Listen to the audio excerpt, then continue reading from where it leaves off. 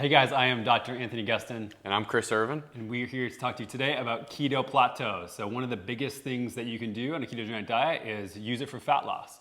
One of the most frustrating things you can do though is use it for fat loss and not get a result or stick at a result that you want to blow past. So that is a weight loss plateau. Yeah, and kind of an important thing to talk about with plateaus and especially as they relate to weight loss is that just because you've been doing keto for a couple weeks and you saw a lot of weight loss when you first started and that weight loss then stops doesn't necessarily mean that you're stuck at a plateau. So when we're talking about plateaus here, we're talking more about people who have been following the diet for 6, 8, 10 plus weeks. They saw some weight loss and then now they're stuck at a plateau. What are the things that they can do? Right. So is it a real plateau or a fake plateau? Let's just break that down real quick. Like you said, when you first get into a ketogenic diet, you might notice a lot of rapid weight loss. People get really stoked about that. Unfortunately, that's not all fat. Mm-hmm. Yeah, so obviously we know that when you start a ketogenic diet, that first week you'll hear people say, I lost 5, 6, 7 pounds. And one of the reasons why that's happening is because as your body's going through this transition and getting into ketosis, there's so many changes going on. And one of those is that, your insulin levels are lowering and that's causing your body to excrete a lot more water. As well as burn through some glycogen, which can minorly contribute to this weight loss. But the biggest thing here during this time is that you're losing a ton of water, and you can't expect to lose 5, 6 pounds every week going forward. Right, which is important to keep electrolytes up. One of the things that we like to harp on all the time. Mm-hmm. But when you're actually in the diet for 4 weeks, 6 weeks, 8 weeks, give it a shot for the first 30 days. Your body's going to go through a lot of different changes. But we're about to break down all the reasons why you can actually stop the fat burning mode. And so the first one that I think we're both huge proponents of is not having a really high food quality. Yeah, food quality I think is the first box that you need to make sure you're checking if you're trying to bust through a plateau. For a lot of us, when you start a ketogenic diet, just simply transitioning to cutting carbs out of your diet is enough for you to see a ton of great results and lose a lot of weight. But over time, if you're putting low quality foods into your body's going to become a little bit more resistant to that. And that's something that you can definitely pick up if you want to bust through that plateau. Yeah, and why that is that if you're eating a lot of foods that are bad for you, your body doesn't want to let go of fat and doesn't want to burn fat. What it wants to do is basically deal with all the inflammation that you're causing. So think about really inflammatory vegetable oils is something that a lot of people have on a ketogenic diet. They're eating really poor quality foods and poor quality fats, or just really processed foods in general. When that happens, that goes into your body and damages your body all over the place, and you have chronic inflammation jacked up a little bit. Your body then just has to deal with that instead of doing anything else that it should be, which is starting to utilize fat for energy, change over some of your cellular machinery, and instead just dealing with all that damage that's left over. So that's kind of a big one. Yeah, and that's kind of, if you guys watched our other video where we talked about dirty keto dieting, that's kind of the problem is that a lot of people, when they start a keto diet, they are consuming foods that they may be keto friendly in a sense that, they're low carb, they're higher fat, but they're not necessarily the highest quality of foods, and that can cause a lot of the damage that Dr. Gustin's talking about here. Another thing related to food quality is dairy too. Dairy is another huge reason why people start to see plateaus as well. Yeah, so not just a food quality, but just a food choice. So a quick tip here, dairy, just for a lot of different reasons how it affects people, can limit fat loss. And so, just a quick removal of dairy of all sorts, so cream, cheese, milk, any of this stuff on a ketogenic diet can usually help people bust through a plateau if they're sticking at one. It's just super easy change too.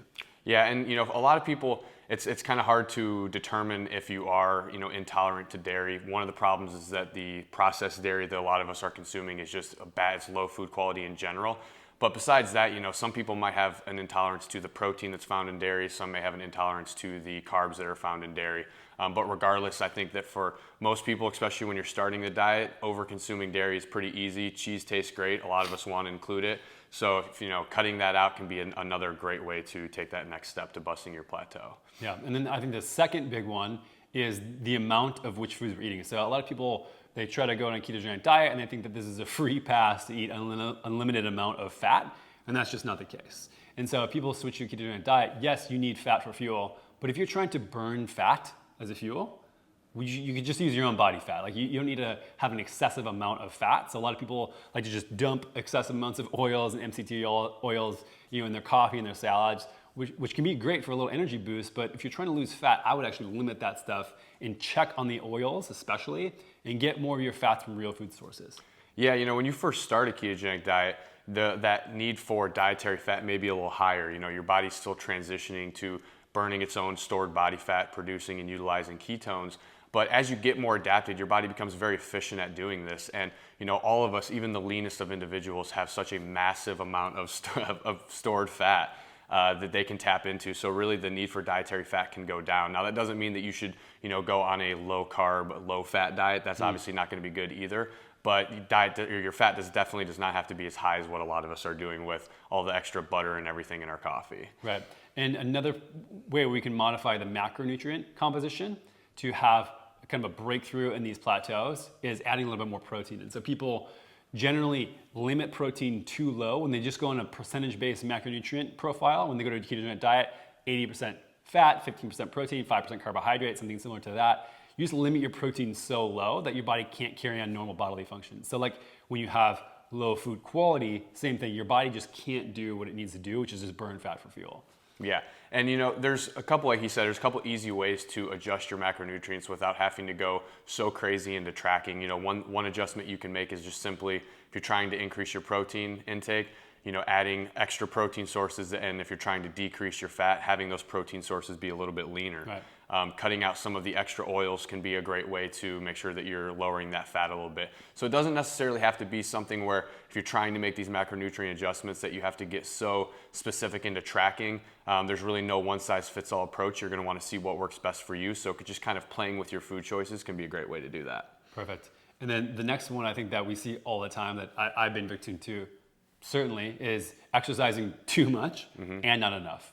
And so let's break that down. Yeah, so there's a lot of research out there that shows that you don't necessarily have to exercise to lose weight. Now, a lot of that research is in obese people who just making a simple dietary change is enough for them to see some great results. But exercise, we know, is such a great thing, and it's a great way to stimulate fat burning, especially certain types of exercises like high-intensity interval training and stuff like that. So if you're not exercising and you're stuck at a plateau, it's a pretty easy change to make, is to just add that in, try to increase your calorie burning, increase your fat burning.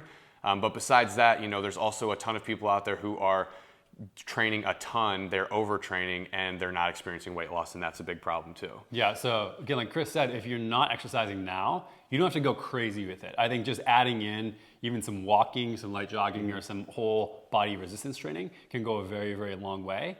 And then if you're training too much, if you're trying to do too much stuff, if you're fasting, if you're having a calorie restricted diet, if you're doing all these things and adding in exercise, it's just another stress to your body. And so your body's gonna wanna hold on to all of your fat because it's gonna say, well, we're not gonna eat any energy, we're having to burn a crazy amount of it, so keep it all in your body.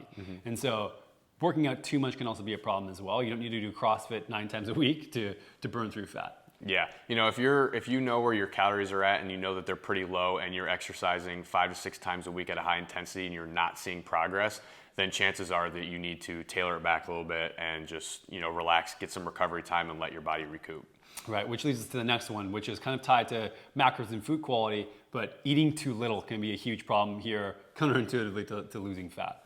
Yeah, it's kind of the concept. A lot of people are huge proponents of the calories in versus calories out, which we're definitely not in that camp. Calories are such a small part. They are a part, but such a small part of your weight loss journey. This is pretty evident to how many people we see that are, consuming 1,100 calories, working out 7 days a week, but not losing weight. Right. That's kind of a clear sign to me that the calories in versus calories out isn't the way that we should be looking at things. If you're not providing your body with enough calories, then your body's going to be more resistant to burning its stored calories. And that's why, people who are chronically under-consuming can also hit a plateau. Yep. And one of the big things about that too is that, fat loss doesn't have to be starving every single day.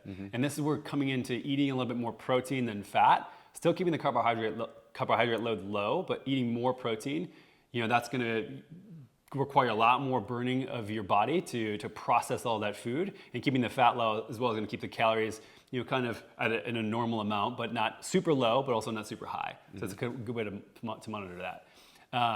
But more importantly here, we're talking about nutrition so much, a little bit of exercise. A lot of fat loss has to do with lifestyle as well. So there's a lot of different factors here that you can tweak. Yeah, I think that a lot of people, when they hit a weight loss plateau on keto, they want to think about all these other things. Like they consider their weight loss journey to just be so simple as the foods that they're eating and the quality of those foods and calories and macros. But really, like Dr. Gustin said, there's so many other lifestyle factors, things like the way you're managing your sleep. If you're not getting good rest, your body's not going to be functioning properly. stress management. We know that when cortisol levels are high, your body's going to be a lot more resistant to losing weight and functioning properly. Alcohol consumption is another one. Obviously, if you're following the ketogenic diet as a lifestyle, there may be some times where you would decide to incorporate some alcohol, but overdoing it can definitely be one of those things I've seen so many times where, just cutting out that glass of wine that people are having 3-4 nights a week can make a big difference for busting through that plateau. Yeah, so let's just break down a couple of the tips that people can follow if they want to get better sleep, lowered stress. So number one with the sleep, shut down at night. I was just telling Chris here before we started recording that I have a new routine where I hit a sauna, I do some movement stuff, but I am done with all devices, everything at 7 p.m. and I'm in bed about 9 p.m. and I'm passing out. And so that's a huge one. Just having your routine where you shut down consistently every night.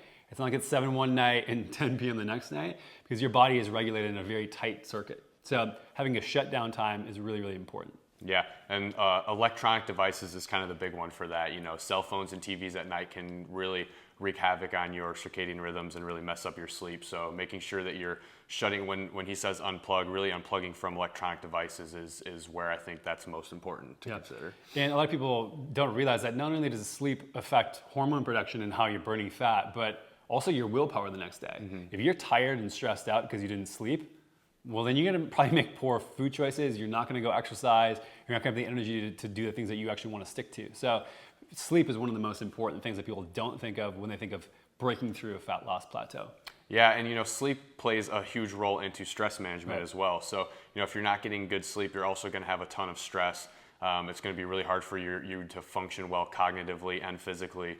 So, managing stress, like we said, is another really big one. And, tips for managing stress, there's a lot of different things. For some people, it's just finding what it is for you that allows you to just kind of unplug and relax, whether it's, getting a workout in, or if that's reading, or something that just allows you to de-stress, and whether it's at the end of the day or in the middle of the day, whatever you can do to just kind of keep those cortisol levels lower. Right. And counterintuitively, what might happen to decrease stress levels is you might learn that not tracking your food as much, not worrying about fat loss actually helps you lose more fat. I've seen a lot of my patients actually went through the same thing. They were freaking about every single little detail about, oh, am I doing this and do we have to do that to lose fat? And I said, just drop it and just eat some real food and just relax about it. Weight started falling off again. So this is something too that it sounds very counterintuitive, but can be really used as a lever to pull here. Yeah, I think that's kind of, as it relates to keto plateaus in general, it doesn't really have to be that complicated, guys. I think the biggest things that you should be doing are just checking the boxes on having really high food quality, making sure that you're having the most optimized lifestyle that's going to be more counterproductive towards losing weight and busting through that plateau, and just calories and macros, they're important, but you can adjust a lot of those intuitively without having to get so deep down the rabbit hole of tracking and stressing and calculating macros. If you check a lot of those boxes off, I think that it can be a lot more easier. It can be more easily done than what a lot of people think. Right. And one of the big things is that your body's changing. And so as it changes, you may need different stimulus than you needed before. And so if stuff's not working, if it worked to a certain point, maybe you need to mix it up. Mm-hmm. And because your body is different than where it was before. One of the most important things though is you should probably be looking at body composition.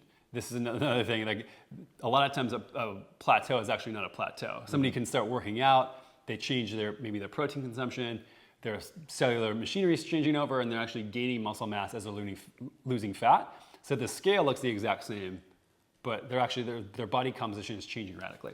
Yeah, I've seen this so many times, and when I was back in grad school doing research, we would have subjects come in saying that they were so stressed because they weren't losing any weight.